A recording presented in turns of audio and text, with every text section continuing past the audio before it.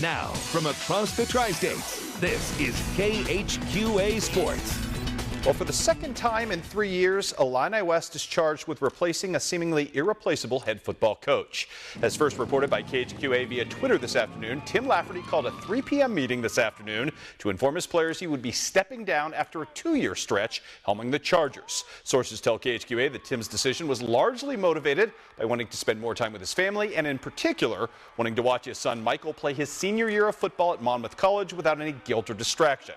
Lafferty, who enjoyed a terrific run at La Harpe Northwestern that included 2 second-place state finishes, returned to head coaching duties 2 years ago when Jim Unruh resigned, and Lafferty led IW to a 13-8 record and 2 playoff appearances in his head coaching stint at IW. Meanwhile, let's do some baseball now. Highland trying to spoil Palmyra's perfect run, playing at Culver Stockton today. Good start for the Cougars. Look at Jack Nyson find a gap, send home a runner, and make it a 1-0 lead at that point. But Holden Hudson from that point forward would just absolutely smother the Highland Cougar offense, stifling everybody at that point. And he got plenty of support offensively in the bottom of the first. Already with this game tied at 1 after a sac fly, Leighton Wilson with a nice piece of hitting to drive home another run at this point. Next batter, Josh Holtz, going to do the same thing. Single up the middle. That makes it a 4-1 lead. Palmyra never looks back, winning today by the final count in this one of 13-1 to stay undefeated. Other baseball today at last check. Canton had a nice lead of 8-1 on North Shelby. We still don't have a final score in that one. We can tell you Illini West beat Unity 11-1. Rout jumped all over West Central today at Lenz Field 13-3. Nick Lonergan 8 strikeouts in the start today. And it was Jacksonville beating up on Lanphier 3-0. Quincy Notre Dame playing a pair today, the second of which came against Camp Point Central. Abigail Jansen doing a nice job right here with the strikeout against the Lady Raiders. Bottom of the fourth, this is Jenny Pollock right here with a blast of a double to right field. She tried to stretch it, however. That proved to be ill-advised, as you will see Central make a great relay throw and throw out Miss Pollock at third base at that point. Top of the fifth, Central with a runner in scoring position, but Quincy Notre Dame's turn to add some pitching and some defense to the mix. This is Ashley Wensing with the strikeout to get out of the jam. Then having a little offense behind her. Katie Ann Obert with an infield single to score Emily Kite. That point, it was Q&D leading 8-1. That was the final margin as Q&D gets the job done today, beating Central 8-1. And then earlier in the day, big win over West Hancock, 3-2 was your final there.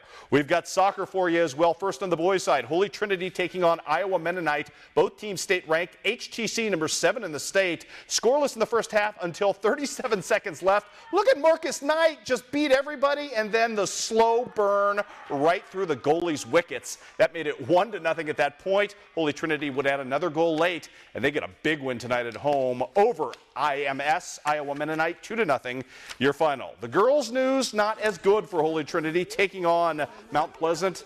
Love Michael Sheeran, owner of the best and maybe the only brogue in the Tri-States. Love to hear him talk.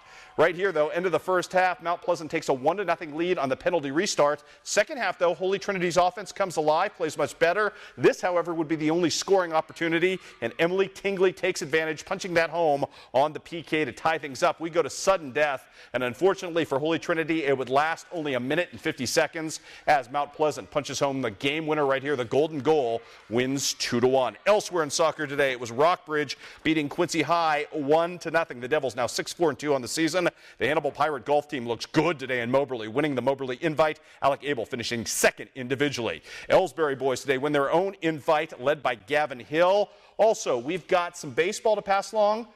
Hannibal LaGrange sweeping a pair at Iowa Wesleyan. Brett Zerlini with a home run in the first game. Ian Sykes, who you'll hear much more about on KHQA later this week, with a home run. He's quite the artist. That's what we're going to talk about on Friday. Plus, in softball today, it was HLG against Park, losing 9-1 in the first one and 7-2 in the second. As promised, we've got track and field as well. The boys 4x800 meter relay, Unity and Liberty neck and neck at the final handoff in this one. Liberty, though, the team of Connor Wolf, Brett Genenbacher, Evan Shrink, and Shane Brinkman get the win there for them. Meanwhile, on the girls' side, 4x8, it's it's Illini West going to work in this one. Gracie Bostert, Paige Bray, Carly Garnett, and Mariah Brody leading the way to victory there, as the Illini West girls would end up getting the championship.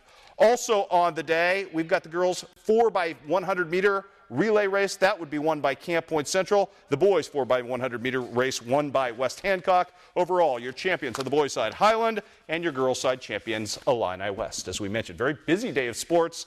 hopefully it makes up for the fact that Mother Nature is going to rain on our parade for the next 3 days. Those tracks and fields are going to be quite wet. Not a lot of fun. All right, we'll be right back.